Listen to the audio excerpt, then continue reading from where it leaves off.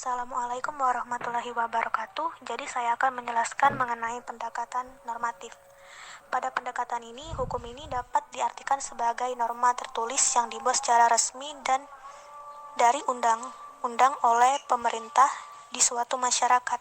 Di samping itu, hukum yang tertulis tersebut terdapat norma di dalam masyarakat yang tidak tertulis, tetapi secara efektif mengatur perilaku para anggota masyarakat. Norma tersebut pada hakikatnya bersifat kemasyarakatan. Dikatakan demikian karena norma selain berkaitan dengan kehidupan bermasyarakat juga merupakan hasil dari kehidupan masyarakat. Norma atau kaidah berisi kehendak yang mengatur perilaku seseorang, sekelompok orang, atau orang banyak dalam hubungannya dengan orang lain atau dengan makhluk lain. Di dalam kehidupan manusia terdapat berbagai macam norma seperti norma moral, norma susila, norma etika, norma hukum, dan norma agama. Di antara norma-norma tersebut, norma hukum merupakan norma yang paling kuat berlakunya, karena bagi pelanggarnya dapat diancam sanksi pidana atau sanksi pemaksa oleh kekuasaan negara. Oleh karena itu, norma hukum mempunyai sifat keberlakuan yang heteronom, sedangkan norma-norma lain mempunyai sifat keberlakuan yang otonom. Perkenalkan, nama saya Atala Anargia dan saya akan menambahkan sedikit tentang pendekatan normatif, yaitu metode pendekatan normatif. Jadi metode pendekatan yang akan dipergunakan untuk memecahkan rumusan masalah itu berbeda-beda disesuaikan dengan rumusan masalah penelitian. Macam-macam metode pendekatan tersebut antara lain, yang pertama ada pendekatan deduksi, yaitu metode penyelidikan didasarkan pada asas-asas yang bersifat umum untuk menerangkan peristiwa yang bersifat khusus atau dari teori yang bersifat umum terhadap fakta-fakta yang bersifat konkret. Yang kedua ada pendekatan induksi, yaitu metode penyelidikan yang didasarkan pada peristiwa-peristiwa khusus kemudian ditarik pada pengertian yang bersifat umum. Yang ketiga pendekatan dialektis, yaitu metode penyelidikan dengan dialog atau tanya jawab untuk memperoleh jawaban atau pengertian-pengertian tertentu. Cara bekerja yang menimbulkan 3 unsur. Yang pertama itu tesis, yang kedua antitesis, dan yang ketiga sintesis. Pendekatan yang keempat yaitu pendekatan filosofis, yaitu suatu metode yang dalam penyelidikannya membahas sesuatu secara abstrak melampaui kenyataan atau transendensi. Metode penyelidikan filosofis ini digunakan untuk penelitian tingkat disertasi. Assalamualaikum warahmatullahi wabarakatuh. Jadi perkenalkan, nama saya Suwarni. Di sini saya cuma mau menambahi sedikit tentang pendekatan normatif itu. Jadi di sini saya mau mengatakan bahwa dari apa yang saya baca semalam, dikatakan bahwa pendekatan hukum sebagai ilmu sosial dapat membawa suatu pemahaman yang mengabaikan bahkan mengingkari aspek kritis dari konsekuensi hukum. Hal ini dilakukan oleh aliran realis, di mana mereka menganggap bahwa hukum mempelajari pola tingkah laku faktual. Tetapi sebenarnya hukum itu sendiri bukanlah pernyataan tentang fakta-fakta, melainkan adalah aturan-aturan tentang norma yang mengatur perilaku dan sanksi apa yang akan dijatuhkan bila dilanggar. Jadi norma tentang yang seharusnya diperbuat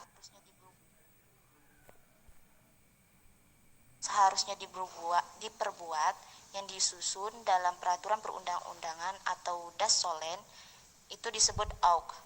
Sedangkan tingkah laku yang tidak sesuai dengan norma dalam auk yang terlihat sebagai suatu kenyataan di masyarakat atau das sein itu disebut is.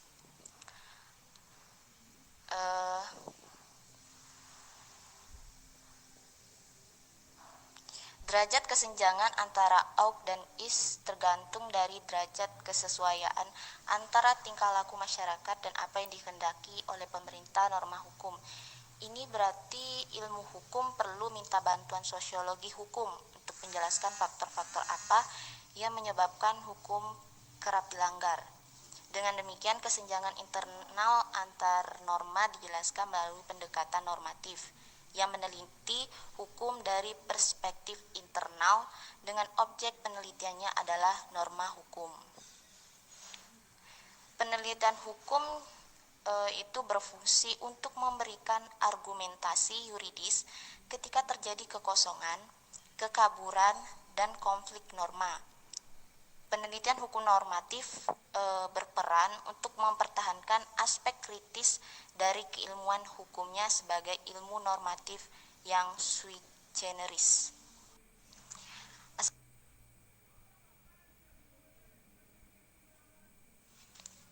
Sedikit mau menambahkan lagi, pendekatan normatif juga memiliki sejarah di Indonesia. Dilihat dari segi jenisnya yang sangat doktrinal atau normatif, penelitian hukum normatif yang ada di Indonesia mirip dengan penelitian hukum common law, di mana penelitian hukum di dalam sistem hukum common law lebih berorientasi kepada aspek praktis, yaitu biasanya untuk menyelesaikan masalah hukum konkret atau perkara hukum tertentu, dan dilakukan oleh para praktisi hukum atau legal practitioners, baik bentuknya sengketa maupun hanya ingin mencari bagaimana dan di mana suatu permasalahan hukum tersebut diatur oleh hukum yang dilakukan melalui penelitian fakta-fakta hukum, peraturan hukum yang relevan, bahkan juga melihat kasus-kasus yang relevan dengan pernyataan yang ingin dipecahkan. Bismillahirrahmanirrahim. Assalamualaikum warahmatullahi wabarakatuh. Baiklah, di sini saya akan memaparkan sedikit materi tentang pendekatan normatif.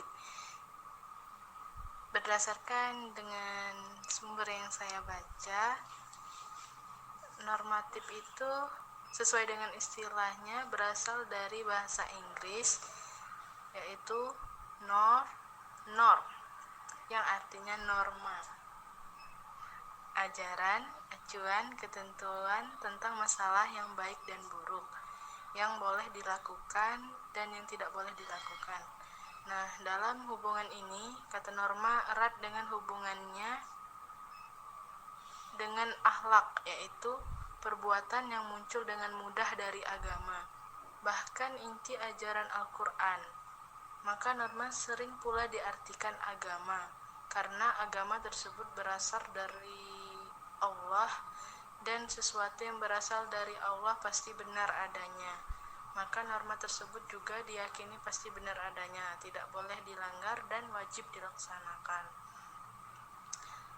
Pendekatan normatif adalah pendekatan yang memandang agama dari segi ajarannya yang pokok dan asli dari Tuhan, yang di dalamnya belum terdapat pemikiran manusia.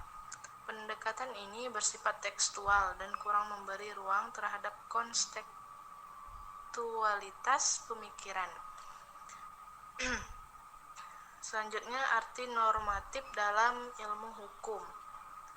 Pandangan normatif adalah kerangka berpikir tentang hukum, keberlakuannya, penerapannya, pembentukannya, dan penegakannya harus berdasar kepada segala bentuk peraturan perundang-undangan yang mengatur tentang hukum tersebut.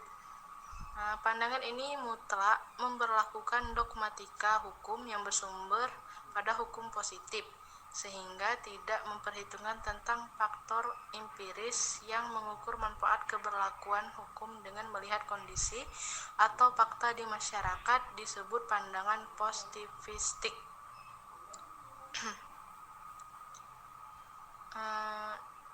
Mungkin itu yang bisa saya dapat sampaikan.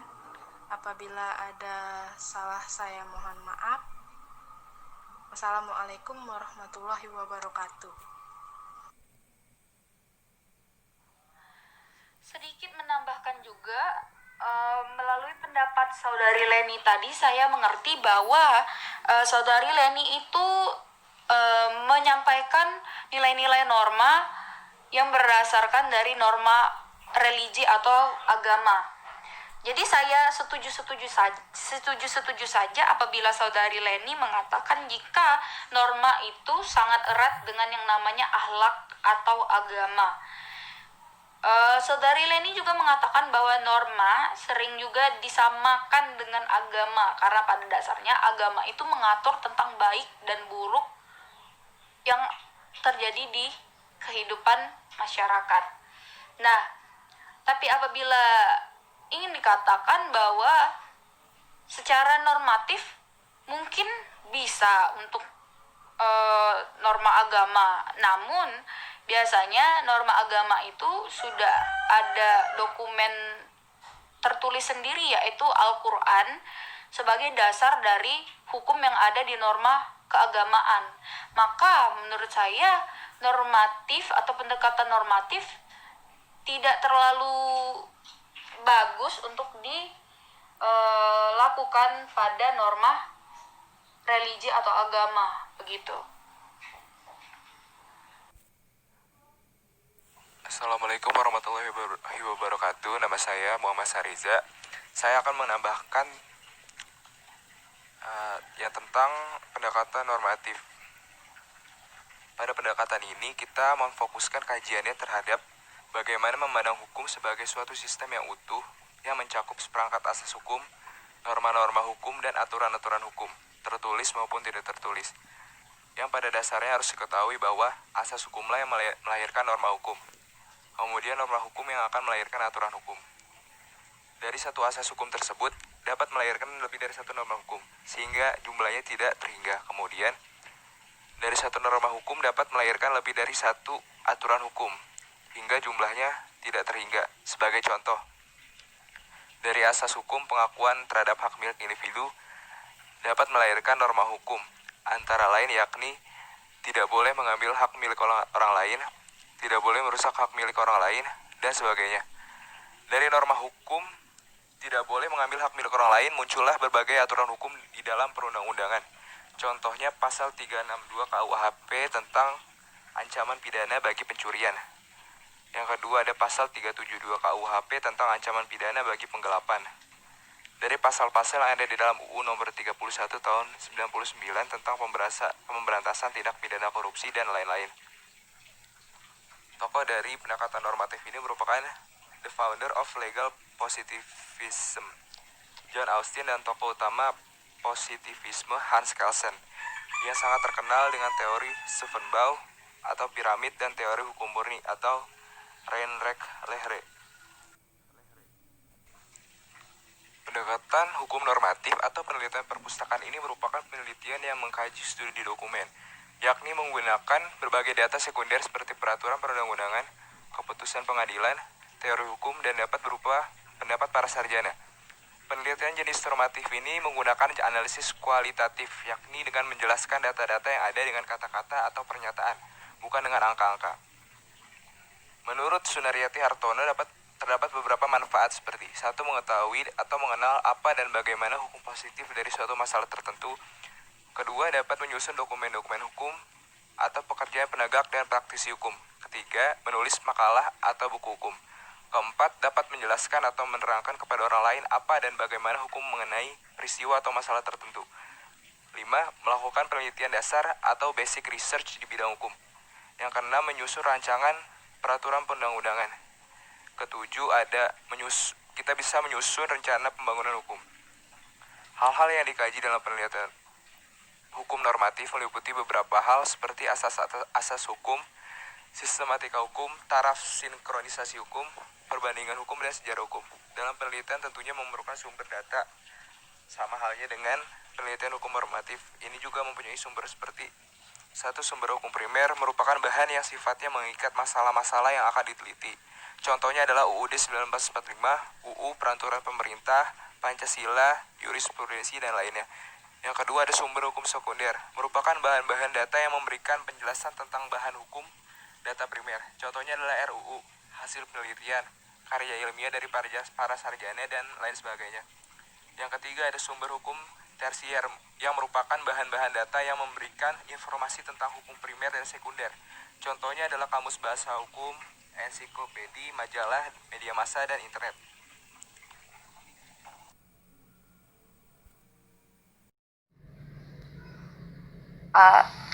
Argumen baru dan juga mengkoreksi serta memberikan pendapat saya mengenai berbagai pandangan yang sudah teman-teman sekalian berikan.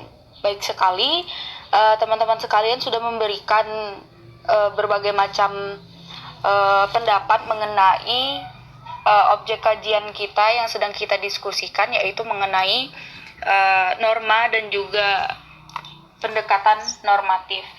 Jadi begini teman-teman, yang pertama saya akan memberikan statement baru mengenai norma dan juga pendekatan normatif. Jadi berdasarkan apa yang sudah teman-teman berikan tadi, saya ingin menambahkan bahwa sebenarnya norma tersebut kita ketahui itu berdasarkan norma dasar atau Grundnorm, seperti yang sudah pernah kita pelajari waktu semester 1 di pelajaran PIH. Kita sempat menyinggung tentang Stufenbau teori yang diberikan oleh Hans Kelsen. Apabila kalian masih ingat mengenai piramida yang dibuatkan oleh Hans Kelsen, maka kita akan mengetahui korelasi antara norma dan juga pendekatan normatif. Begini, pada norma dasar ialah norma-norma yang tidak tertulis atau norma yang berasal dari pemikiran yuridis dari pembentukan yang dihasilkan oleh para manusia, sehingga bisa dikatakan bahwa menurut Hans Kelsen sendiri norma dasar tersebut mempunyai sifat deliberatif atau bisa dikatakan berdasarkan pertimbangan mendalam.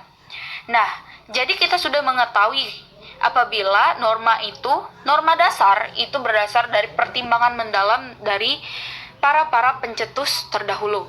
Nah, maka saya menyimpulkan bahwa norma tersebut berdasarkan ide-ide yang terdapat pada pikiran para pendahulu sebelumnya yang akhirnya secara matang dibentuk sehingga menjadi aturan dalam menjalankan kehidupan sehari-hari. Nah, maka dari itu norma dasar tersebut akan menjadi norma umum atau general norm yang pada akhirnya akan tertulis dan juga ditetapkan. Nah, sebelum kita membahas tentang norma umum tersebut, maka kita memerlukan suatu pendekatan untuk menjadikan norma dasar tersebut menjadi norma umum. Ini menurut pandangan saya. Nah, bagaimana kita mengubah norma dasar yang tidak tertulis tersebut menjadi norma yang tertulis? Maka dari itu, disinilah peran dari pendekatan normatif yang sedang kita bicarakan.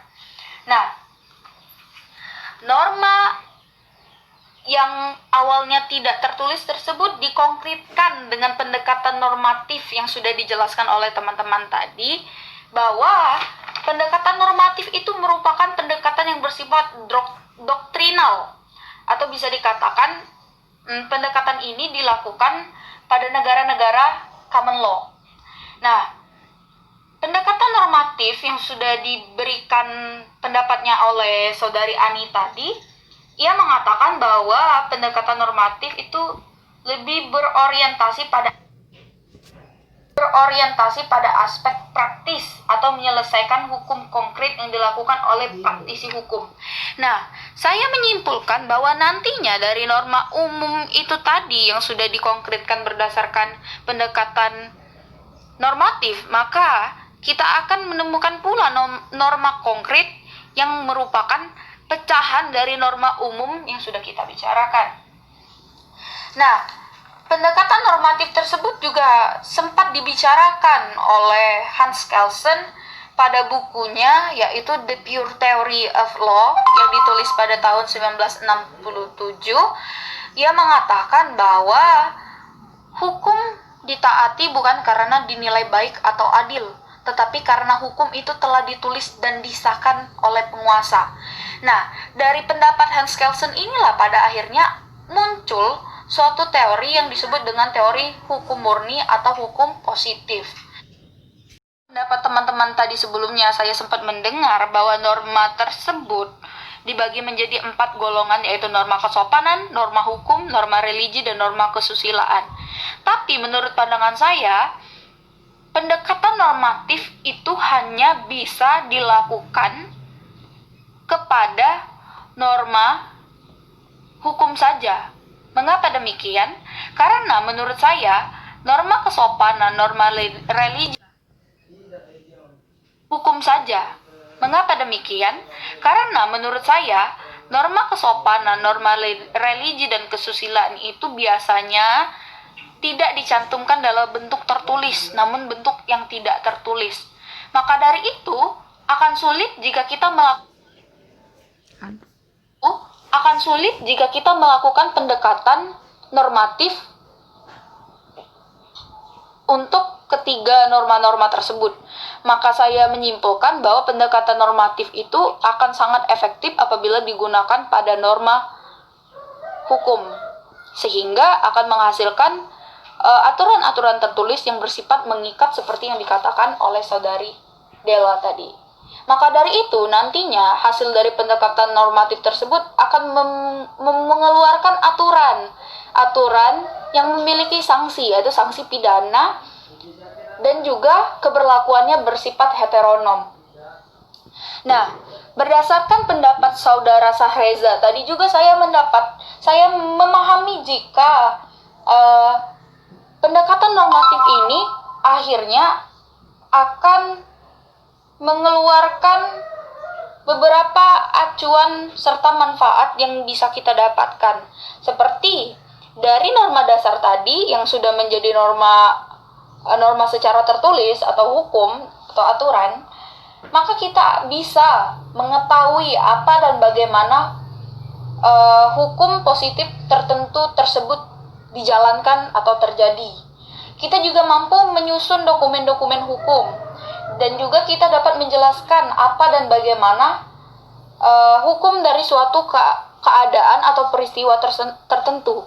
Maka dari itu, dari norma yang awalnya tidak tertulis atau norma yang mendasar, melalui pendekatan normatif, kita mampu menjadikan norma-norma tersebut menjadi norma yang sangat konkret dan ada wujudnya. Assalamualaikum warahmatullahi wabarakatuh. Jadi perkenalkan, nama saya Putri Anggosari. Berdasarkan dari bahan-bahan bacaan yang sudah teman-teman sekalian bagikan, di sini saya hanya ingin menambahkan sedikit bahwa untuk lebih tahu perbedaan antara pendekatan normatif dengan pendekatan empirik. Kita kan tadi tahu kalau misalnya untuk melakukan sebuah penelitian hukum itu dilakukan dua pendekatan, yaitu pendekatan normatif dan pendekatan empiris. Lalu pada saat kapan kedua pendekatan ini masing-masing kita gunakan? Kalau saya sendiri yang berdasarkan bahan yang sudah saya baca, saya membedakan di mana kita menggunakan pendekatan normatif ini untuk ranah ideal. Apa itu ranah ideal? Ranah ideal itu lebih menekankan kepada nilai dan asasnya, seperti yang terdapat dalam kaidah-kaidah hukum tentang apa yang seharusnya, aturan-aturannya. Dalam pendekatan normatif tersebut, kita melihat sebuah aturan hukum secara terperinci.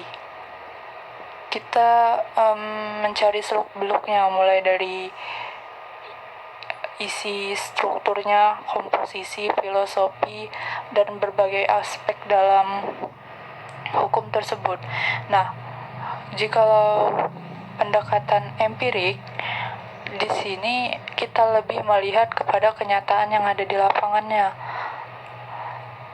lebih berhubungan perlindungan kepada gejala sosial yang ada dalam masyarakat, sehingga pendekatan empirik biasanya digunakan dalam ranah real. Menurut pendapat Cindy yang mengatakan bahwa pendekatan normatif itu lebih sering digunakan pada norma hukum, saya setuju. Namun, untuk statement lainnya yang mengatakan bahwa pendekatan normatif itu sulit dilakukan atau mungkin malah tidak bisa terhadap norma-norma lainnya, agaknya saya kurang setuju. Kenapa? Karena sama halnya seperti norma hukum, norma agama sendiri itu punya sumber aturannya sendiri, ya kan? Seperti agama Islam. Agama Islam sumbernya, hukum Islam sumbernya dari Al-Quran, bukan? Nah, Al-Quran ini bisa kita jadikan objek kajian dengan menggunakan pendekatan normatif. Jadi, anggap saja begini ya, jika kita ingin menggunakan pendekatan normatif terhadap norma hukum, berarti yang kita kaji itu aturan perundang-undangannya, kan?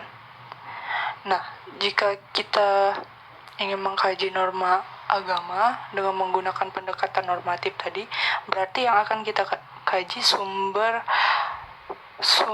norma agama tadi, seperti Al-Quran tadi, atau dalam agama lain, misalnya sumber agama Kristen seperti kitab Injil. Nah, di situ kita bisa dapat mengkaji aturan-aturan mana yang diterapkan dalam norma agama, dan itu menjadi memungkinkan kita untuk menggunakan pendekatan normatif terhadap norma agama tersebut. Pendekatan normatif itu suatu cara bagaimana kita melakukan, atau ketentuan bagaimana kita yang dilakukan dan tidak boleh dilakukan. Pendekatan normatif itu masih bersifat rigid, kaku, mengandung kemutlakan ajaran hukum yang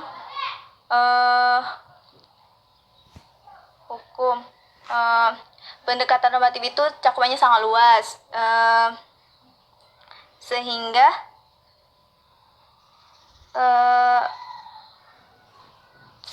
pendekatan itu mengandung dua unsur teori yang dapat digunakan. Misalnya tuh ada teori yang pertama itu teori untuk mengetahui benar yang dapat kita buktikan secara empirik, sedangkan teori yang kedua itu yang hal-hal yang sangat sulit untuk dibuktikan secara empirik. Arti norma normatif itu bagaimana cara kita untuk menilai aturan yang telah dibuat dan disahkan tersebut. Jadi gini loh, Din, maksudnya pendekatan normatif itu cara kita buat neliti suatu norma yang sifatnya kaku dan tidak bisa dilanggar. Itu ya normanya tadi, salah satunya norma hukum.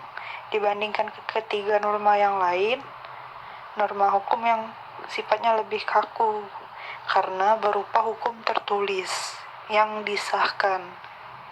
Sedangkan pendekatan normatif itu cara kita menilai suatu norma tadi. Misal kita mau nilai norma hukum, berarti kita cari aspek-aspek yang terdapat dalam norma hukum tadi. Bisa nilainya untuk apa, kan di aturan hukum tuh membahas apa yang seharusnya. Nah, apa yang seharusnya tadi ini tuh apa maksudnya, untuk dikemanakan tujuan dan fungsinya.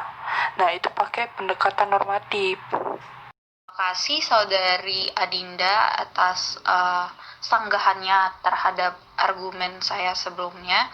Nih, begini, saya lebih menekankan bahwa pendekatan normatif itu adalah sesuatu yang metode yang kita lakukan untuk menjadikan norma dasar menjadi norma konkret. Nah, saya setuju dengan saudari Putih tadi apabila pendekatan normatif itu adalah cara yang kita lakukan untuk mengubah norma-norma yang awalnya mendasar atau berdasarkan pemikiran para ahli saja menjadi norma umum atau bahkan menjadi norma yang konkret. Nah, saya merasa bahwa pendekatan normatif itu tidak bersifat kaku dan mutlak atau bisa dikatakan tidak bisa dilanggar. Tapi sebenarnya pendekatan normatifnya itu relatif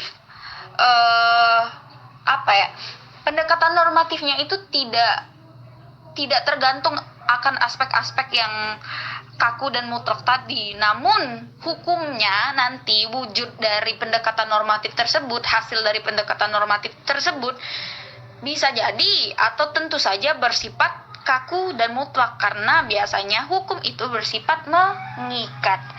Nah, begitu. Singkatnya begitu.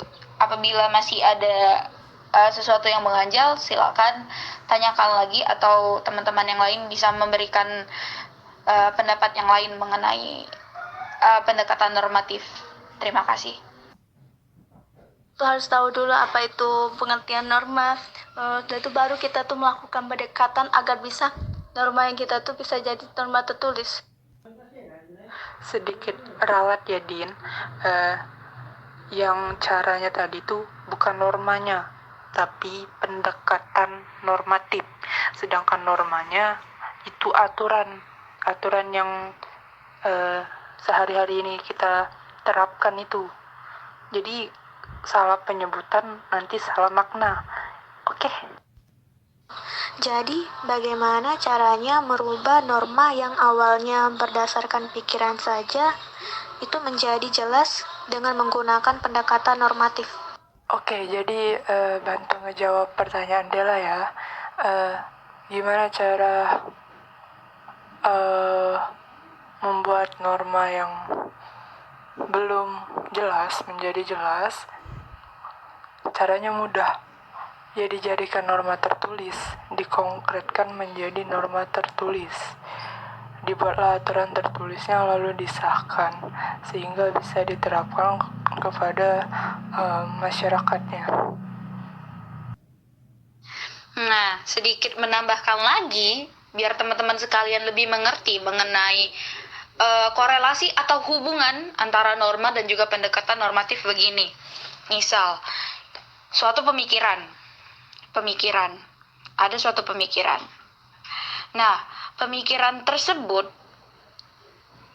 yang didasari oleh pemikiran seseorang tersebut, maka pemikiran ini kita ingin jadikan suatu aturan itu menggunakan pendekatan normatif.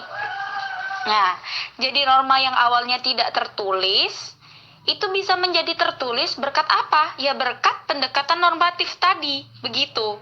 Jadi istilahnya pendekatan normatif itu menurut saya itu yang menjebatani bagaimana norma yang awalnya tidak tertulis menjadi bentuk yang konkret atau tertulis, begitu.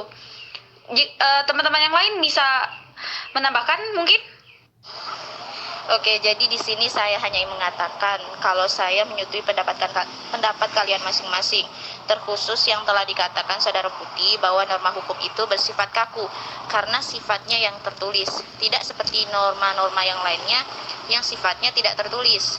Oleh sebab itu, norma hukum memerlukan pendekatan normatif untuk menilai norma itu sendiri. Sekian, terima kasih.